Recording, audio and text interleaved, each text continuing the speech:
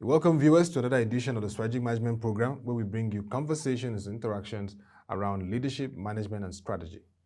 Today we'll be looking at leadership in crisis times. With me, joining me and having this conversation is Mr. John Wesey, CEO of Psyntech Nigeria Limited and a management consultant. Good morning and nice to have you on the show. Thank you, Otto. Viewers, thank you. And I hope you guys are having a ball this weekend.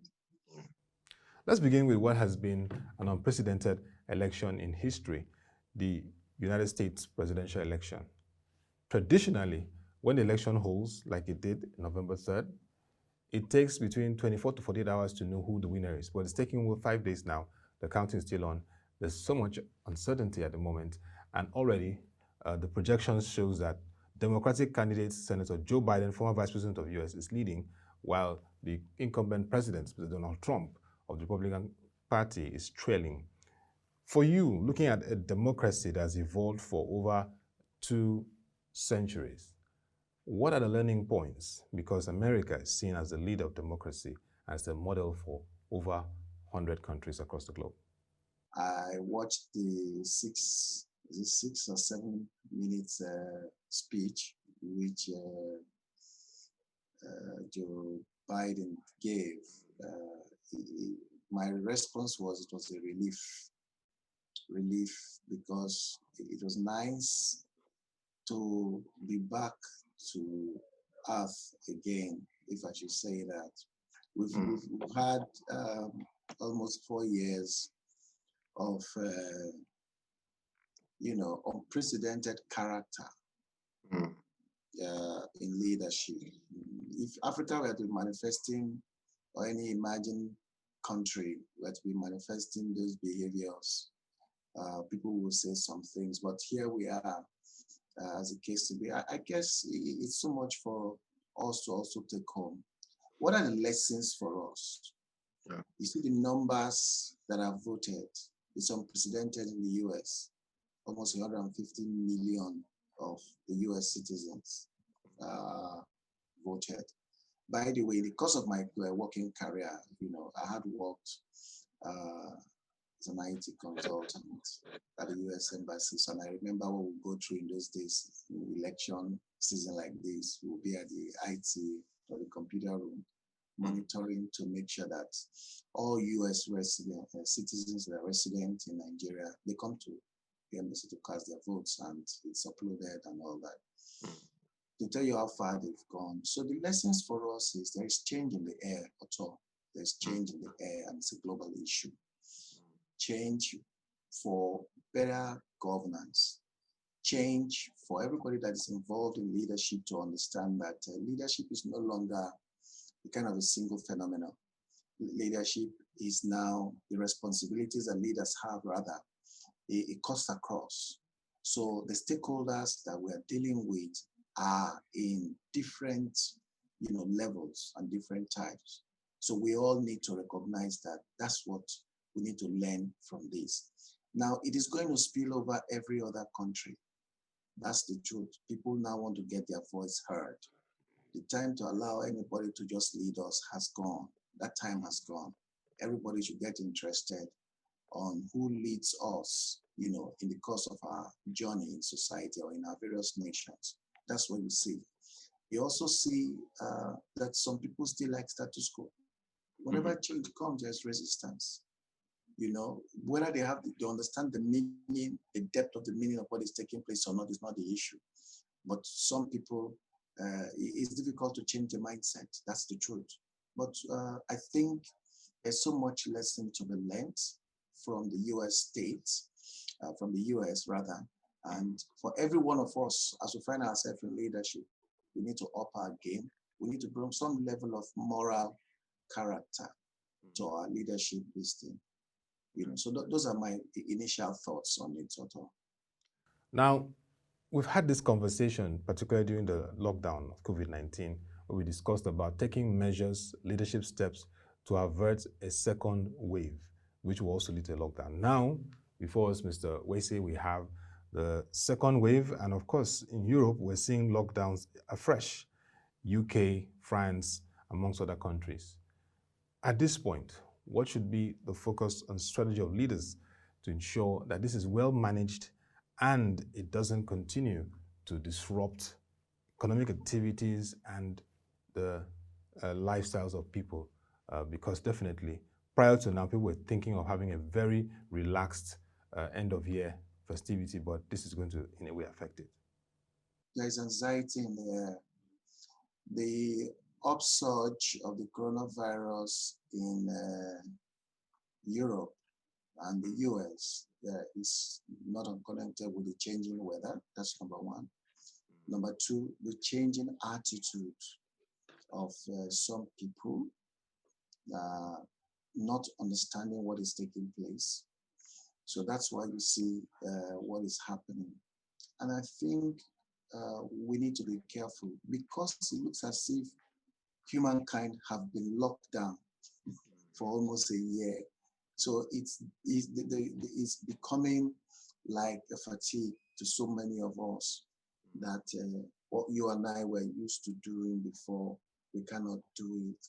But we must all wake up to reality. On the issue of leadership in Europe, I think there is leadership, and we've seen all of them waking up, to do their best to contain this. But the most important things are the citizens. The citizens themselves must respond to the precautions, to the instructions and the guideline.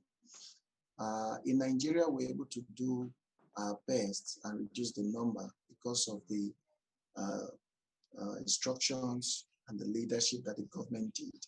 And I keep telling people, whether we want to like it or not, this is one area that the government did so well. And citizens also responded. Are you getting my point? So these are the issues that are there. It's sad when you see the way things are going. I'm not happy that when we spoke about it, I talked about if care is not taken, if people in Europe and other climes, as their weather changes, as they get into fall, it's sad to see this come to pass because it is avoidable. So the question you're asking is, why are we not responding? Why are we not responding? And it's because, again, it is taking time which is not that it's taking time. Number of developments, number of vaccines are on trial as it gets, but you can't just put this into humans. They must still go through the normal process before a vaccine is formally certified for healthy use by humans. So I think these are the things we need to do. Every citizen in Europe and everybody traveling to these places must take maximum precaution. If you don't have to go out, please stay indoors.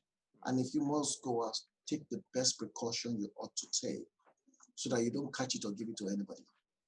That's just the best we can do. Now, even in our climb, I've also been telling people, take those precautions. If you are going to a place you've never been before, a crowded place, put on your mask. Where possible, I take I do some slight precaution. When I'm traveling, and I know I'm going to board the plane, you know what I do? I make sure I wear a long sleeve top. These are just smart little ways you can do to prevent, what you don't want to happen. Yeah. Everybody that you're going to meet or mingle with, they come there with good intentions, at least I want to believe so. So these are the things I think those in Europe should also do, and they are doing it. But the rule is, if you must not go anywhere, please don't go. That is very important for every one of us to take note about this sort of. You agree with me, Mr. Wesey, that in Nigeria, what we witnessed this year has been unprecedented too. The protests for reforms in the disbanded Federal Special Anti-Robbery Squad, FSAS, which of course showed a determination by the citizens to end an era or decades, if you put that, of brutality and excesses of a police formation unit. But the fallout of that is a lot of issues have come up. People involved in it and all that have been agitating still on the issues that need to be addressed. It therefore calls for some form of leadership and accountability on the part of the government in the country. What are your thoughts so far? What needs to be done more to ensure that we have a communication, a leadership strategy that takes everyone along in the country? What we are seeing, if you look at the various stakeholders and how they are responding, The response of the federal government, the response of the state government, the response of regional uh, government. So you see what I'm trying to tell you, all right? Now, for each region, the response is kind of what? Different. There is no common front to agree these things. So why the federal government is taking some particular line of action, some state governments are taking one line of action, and a group of governors from a particular region are seeing it from a different line of action. Now, again, that's because of poor leadership from the federal government. In my view, refusing to understand the shape and implications of the impact of NSAS. Again, while government will not sit down and allow anarchy to continue, all right, and they must rise up to contain it, but the way they will respond to deal with this must be seen, okay, to not violate the rights of citizens. That's number one. Yeah. Number two, it must also reflect, okay, the sincerity of government to address the issues that that the protests for that duration we're talking about. It has nothing. That protest had two major issues. Address the issue of oppression, or should I use the word impunity, on the part of those who are in authority, especially those in the military or paramilitary that have access to enforce laws in our system. One. Then two, that's the summary, economic. My view is if government and all the stakeholders involved who are trying to look at this matter distill or decompose these two broad headlines, accordingly, they will also see that the approach they will use to attend to it will be different. Okay, we've read how some people's passports have been delayed, some people's accounts were frozen for whatever reason that is. My view is, I'm not sure that's the best response government should make, because governance has changed. The conversations with citizens, it also has changed. Government is dealing with very enlightened citizens, especially the population of people that came out for this protest. So I think the way all levels of government should approach this should be different. That's my view. However, the federal government must take a particular position. They must come up with a particular response that state governments will also follow. It has to be engagement, strategic engagement, with the citizens' security, welfare in topmost. In our last conversation, you remember I talked about that. Now, this engagement must not be confrontational. This thing will be doused. It will not be doused. We are going to likely face a different response from this group of people. So all you need to do is look at what is taking place in social media. Are you getting my point? Now, the outcome of that is what is making them to try to fast track the social media bill at the National Assembly. This will not augur well for government and all those who are trying to push it.